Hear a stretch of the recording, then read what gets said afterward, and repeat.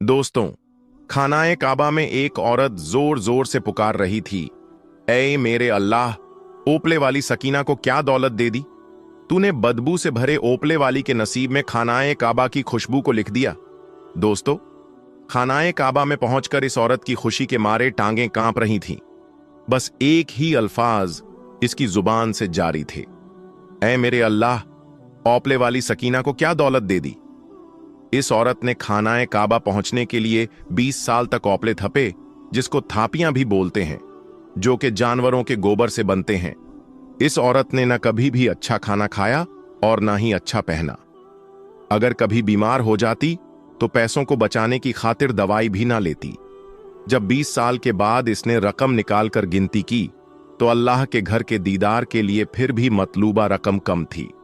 फिर अल्लाह ताला का इस औरत के साथ ऐसा क्या मौजज़ा हुआ कि अल्लाह ताला ने इस औरत को न सिर्फ खाना काबा बुलाया, बल्कि ये औरत हर जुमा खाना काबा में अदा करती। इस औरत का वाकया सुनकर पत्थर से पत्थर दिल भी रो पड़े। माए सकीना को कोई कहता, तेरे हाथों से बदबू आती है। कोई कहता कि इतने पैसे जोड़कर क्या करेगी, कोई अच्छे से कपड़े ही खरीद लो। कोई कहता, तेरे इन कपड़ों से बदबू आती है। माई सकीना को ऐसे जुमले सुनते हुए ना जाने कितने साल गुजर गए। माई सकीना गोबर से बने हुए ओपलों को बेचकर पैसे जमा कर रही थी कि वो बैतुल्लाह यानी अल्लाह के घर का दीदार कर सके। वो नबी अकरम सल्लल्लाहु अलैहि वसल्लम के रोजे को अपनी आंखों से देख सके। यही वो हसरत थी जो आज भी उसे जिंदा रखे हुए थी। माई सकीना का शौहर जवानी में ही इसे अकेला छोड़ गया। औलाद से अल्लाह ताला ने इसे महरूम रखा। माँ बाप भी जवानी में अल्लाह को प्यारे हो गए। इस भरी दुनिया में वह अकेली थी। माई सकीना की ख्वाहिश थी कि वो बैतुल्लाह से लिपटकर रो रो कर दुआएं मांगे। इसी तड़प में तपती धूप हो या सख्त सर्दी, वो दिन भर ओपले थापती। उसने अपनी कमाई को कभी खुद पर खर्च ना किया। कपड़े खाना जो कोई दे देता उस पर गुजारा करती। अगर कभी बीमार हो जाती तो अल्लाह से दुआ मांग लेती, या अल्लाह मुझे उस वक्त तक अपने पास ना बुलाना जब तक मैं तेरे घर का दीदार ना कर लूं, तेरे नबी का शहर ना देख लूं। ऐसे ही तड़पते बैतुल्लाह की आस लगाए अपनी कमाई को संदूक में रखती। कुछ दिनों के बाद निकाल कर देख लेती। वह पढ़ी लिखी ना होने की वजह से गिन तो नहीं सकती थी, लेकिन वह सोचती, न जाने कब बुलावा आएगा, कब वो अल्लाह के घर का दीदार करेगी। इन नोटों को चूमती, अपनी आंखों से लगाकर वापस उसी जगह रख देती। वो बरसों से यही सब कुछ कर रही थी। फिर एक दिन उसने सोचा, अब लगता है उम्रे की रकम पूरी हो चुकी है। कल मेरा हमसाया रशीद आएगा और ये रकम मैं उससे गिनवाऊंगी। उसे कहूंगी कि वो मुझे अल्लाह के घर में भिजवा दें। वो रात भर जागती रही। नींद कोसों दूर थी।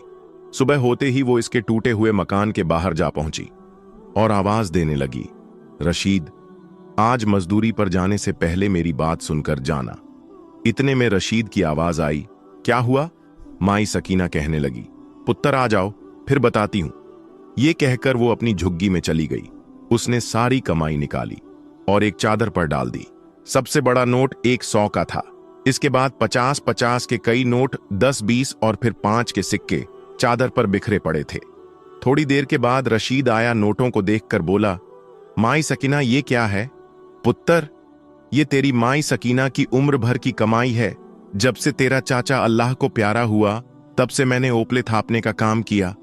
पुत्तर, कभी 20 का काम मिला, कभी 10 का काम मिला और कभी 50 का काम मिला। मैंने इन पैसों को कभी भी खर्च नहीं किया। मैं अल्लाह के घर जाना चाहती हूँ। बरसों से जो मैंने जोड़ा वो यही है। बस पुत्तर, तू इसे गिन और मुझे अल्लाह के घर में भेज दे। पुत्तर, फिर अल्लाह चाहे तो मुझे वहां एक सांस भी ना दे। ये कहते हुए उसकी आंखों से बेइख्तियार आंसू शुरू हो गए। रशीद जमीन पर बैठकर रकम को गिनने लगा। सारे पैसे जमा किए, हिसाब लगाया तो ये रकम 45,850 रुपए बनी। माई सकीना, ये रकम तो बहुत थोड़ी है।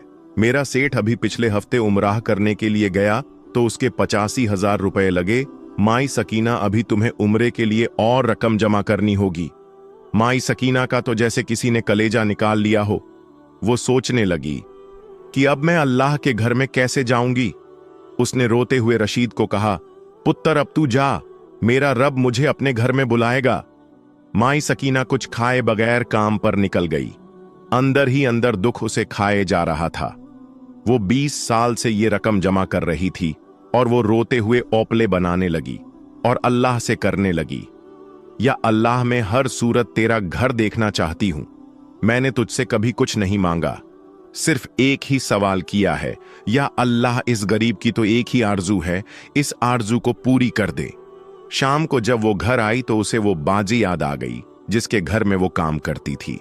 माई सकीना ने शादी के कुछ अरसा बाद उसके घर में काम किया, फिर शौहर के मना करने के बाद उसे छोड़ दिया। उसका शौहर कहता था कि जब तक मैं जिंदा हूं तू किसी के घर काम नहीं करेगी।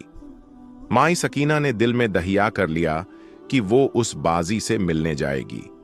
अगले दिन वो खूब अच्छी तरह नहाई। उसे राशन के साथ जो सूट मिला उसने वो निकाल कर पहना, बाल बनाए। बरसों बाद उसने शीशे की तरफ देखा, वो कहीं से उम्र रसीदा नहीं लग रही थी। उसने अपनी सारी ख्वाहिशें एक ख्वाहिश के पीछे मार दी। उसने सारी रकम निकाली और एक कपड़े में बांधी, बड़ी चादर ली और बाजी के घर की तरफ चल पड़ी। दोस्तों, माई सकीना जब बाजी मरियम के घर पहुंची तो उसने उसे फौरन पहचान लिया। उससे शिकवे करने लगी, अरे सकीना, कैसी हो? बरसों बाद याद आई, तुम तो हमें भूल ही गई। वो उसे शिकवे करते हुए अंदर ले गई। माई सकीना ने उसे बताया कि उसका शौहर फौत हो चुका है। मैं आपके पास एक काम से आई हूं। बाजी मरियम एक नेक और रहमदिल औरत थी। माई सकीना कहने लगी, अजी, मेरे शौहर अकरम के जाने के बाद मेरी जिंदगी का एक ही मकसद था कि मैं अल्लाह के घर में जाकर उम्रा अदा कर सकूं। मैंने दिन रात मेहनत की, ये मेरी हलाल की कमाई है। मैंने कभी भी बीमारी में इन पैसों को खर्च नहीं किया। बाजी कल रशीद ने सारी रकम गिनी तो उसने कहा कि तुम इतनी रकम से खाना खाब नहीं जा सकती। मैं सकीना एक ही सांस में ये सारी बातें कह गई, बाजी, मेरी तो जिंदगी बर्बाद हो जाएगी अगर मैं अल्लाह का घर देखे बगैर इस दुनिया से रुखसत हो गई। बाजी, तुम साबिर से कहकर मुझे बैतुल्लाह भिजवा दो, मैं सारी रकम लाई हूं। इसके बाद उसने रकम निकालकर मेज पर रख दी। मरियम को माई सकीना पर बड़ा तरस आया और वो सकीना के दिल की तरफ महसूस कर रही थी। उसने कहा कि वो साबिर से बात करके कल बताएंगे। दोस्तों, माई सकीना घर आई रात के पहर वो कभी उठती, कभी लेटती, कभी अपनी झुग्गी का पर्दा उठाकर सुबह को देखने लगती। फिर उसने वजू किया, संदूक से एक नई झाए नमाज निकाली, अल्लाह से दुआएं करने लगी। माई सकीना को लंबी चौड़ी दवाएं तो नहीं आती थी। वो सजदे में गिरी, उसकी रोते रोते हिचकी बंद हो गई। माई सकीना अल्लाह से कहने लगी, या अल्लाह, मैं तेरे घर के लिए 20 साल से तड़प रही हूं। मेरे पास तेरी रहमत के सिवा कुछ नहीं। मैंने इतने सालों से रकम जमा की, वो भी कम निकली। मैं तुझसे आस लगाकर बैठी हूं, सारी दुनिया तो मुझे छोड़ सकती है, मगर मैं ये कैसे यकीन कर लूं कि तू भी मुझे छोड़ सकता है? या अल्लाह, मेरी एक ही ख्वाहिश है। मैंने ना कभी तुझसे महल मांगे और ना ही कभी औलाद मांगी। मैंने जब भी कुछ मांगा तो तेरे घर का दीदार मांगा। दोस्तों, आज माई सकीना की बातों ने अल्लाह के अर्श को भी हिलाकर रख दिया। रोते रोते कब उसकी आंख लग गई उसे पता ही न लगा। सुबह जब मुर्ग बांग देने लगा तो उसकी आंख खुली। उसने वजू किया और कुरान पाक पढ़ने लगी। जिस औरत से उसने कुरान पाक पढ़ाया था उसी औरत ने उसे बैतुल्लाह की तारीफें सुनाई। उसके दिल में इश्क का यह बीज बोया। वह सुबह होते ही बाजी मरियम के घर पहुंच गई। कहने लगी, बाजी, मुझे खुशखबरी सुनाना।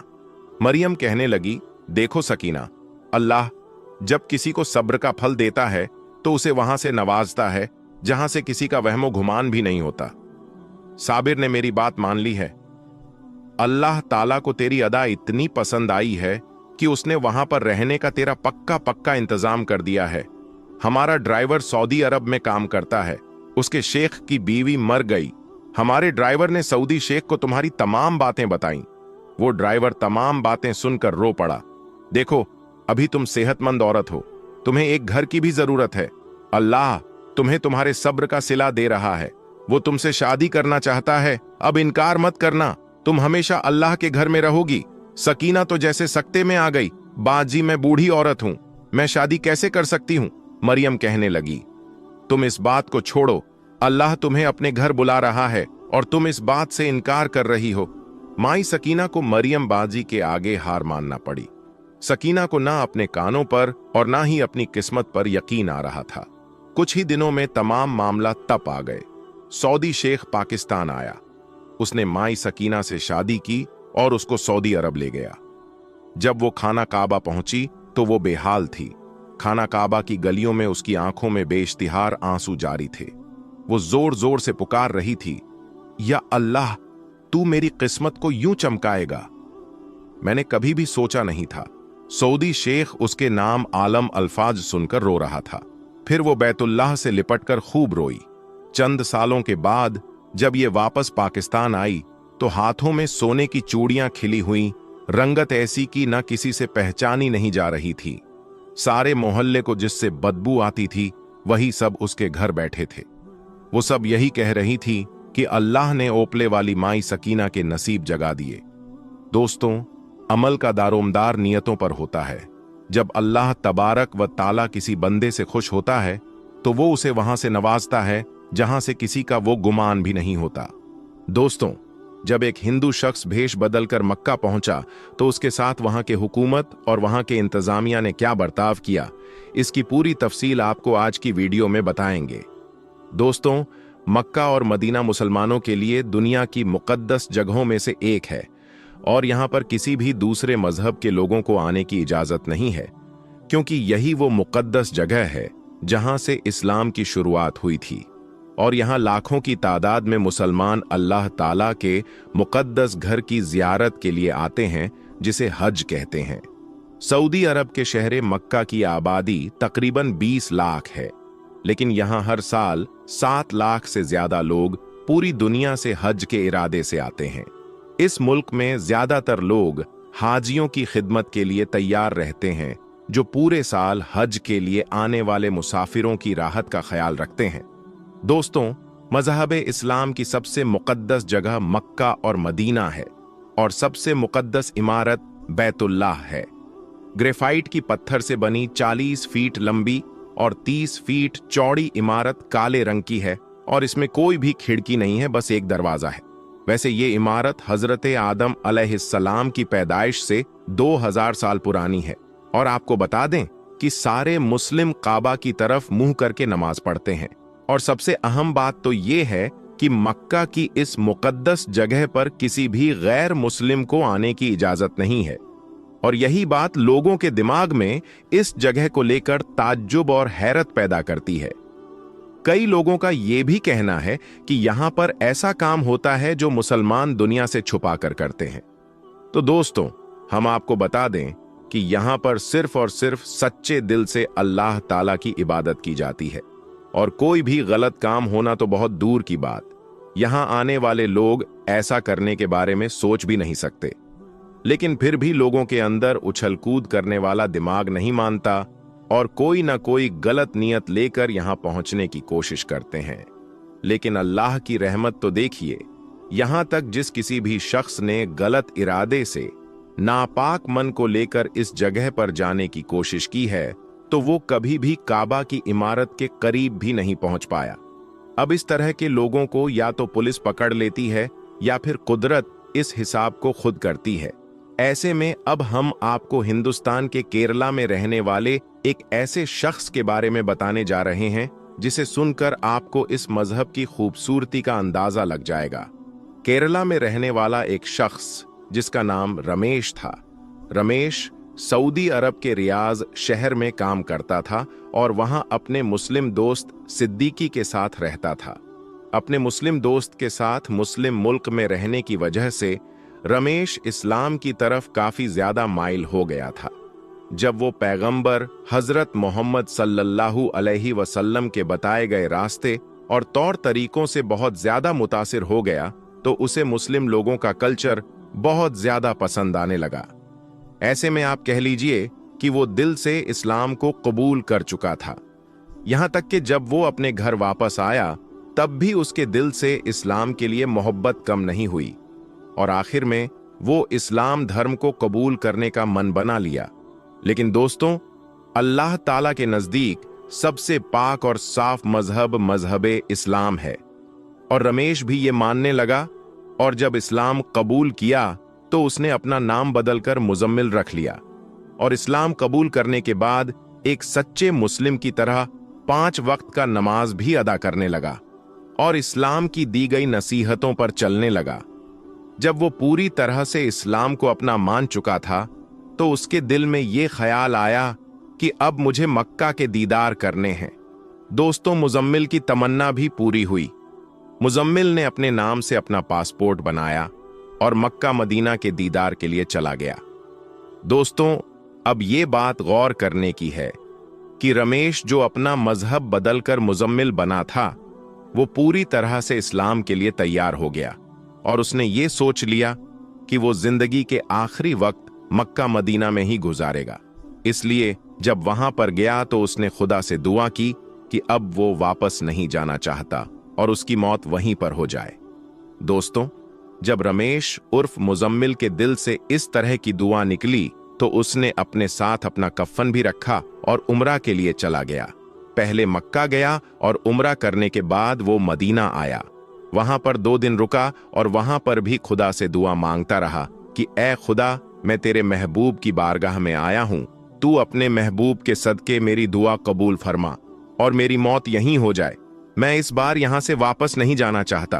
और दोस्तों, अल्लाह ताला ने उसकी दुआ कबूल कर ली, और जब वो नमाज अदा कर रहा था और सजदे में गया हुआ था तो उसकी मौत हो गई और वो उठ न पाया। उसके बाद उसको वहीं पर दफना दिया गया।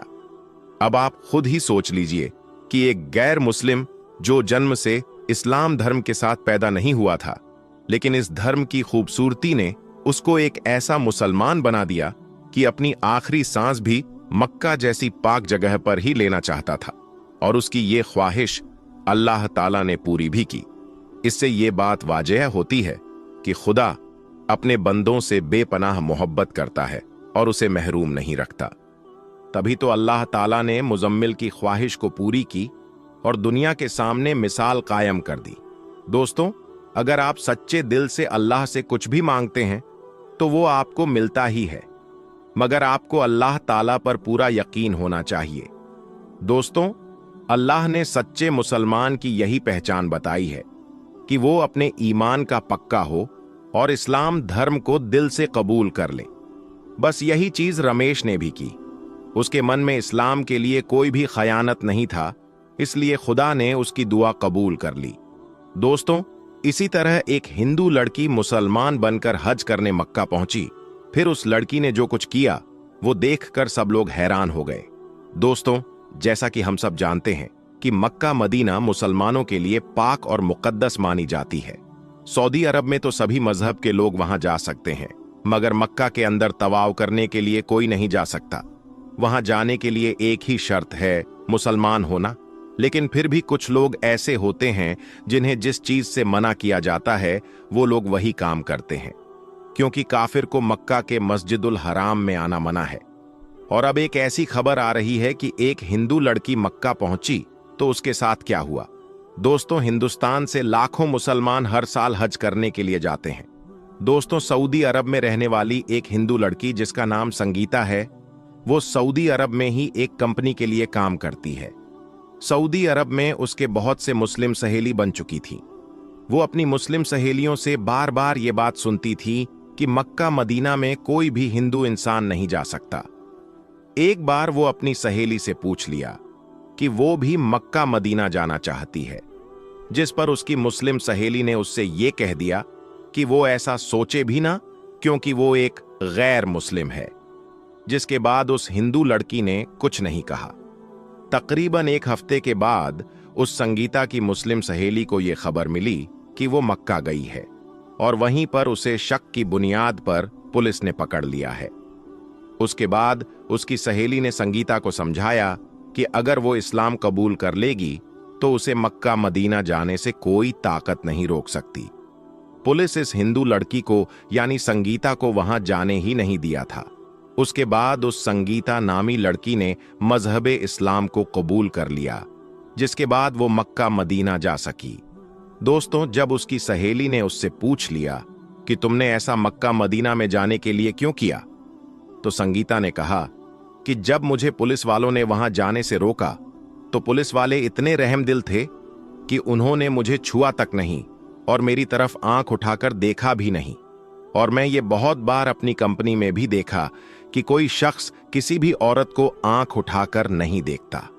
तो मुझे जब उसका पता चला कि ये लोग ऐसा क्यों करते हैं जो औरतों को नहीं देखते, फिर मुझे पता चला कि उन्हें इस्लाम धर्म सिखाता है कि किसी गैर महरम औरत को आप नजर उठाकर नहीं देख सकते और आप छू नहीं सकते। तो ये बात मुझे बहुत अच्छी लगी, इसलिए मेरी दिली ख्वाहिश थी कि मैं भी इस्लाम कबूल करूं। तो मैं देखना चाहती थी कि मुझे मक्का जाने दिया जाता है या नहीं। वैसे तो मैं इस्लाम दिल से कबूल कर चुकी थी, तो इसीलिए मैं मक्का चली गई और मैंने इस्लाम कबूल कर लिया और मुझे फक्र है कि मैं एक मुसलमान हूं। दोस्तों, आखिर में अल्लाह ताला से दुआ है कि अल्लाह ताला हमें भी अपने घर मक्का और मदीना जाने की तौफीक अता फरमाए। आमीन सुम्मा आमीन। तो दोस्तों, आज की इस वीडियो में बस इतना ही। हम मिलेंगे आपको अगली वीडियो में। तब तक के लिए अल्लाह हाफिज।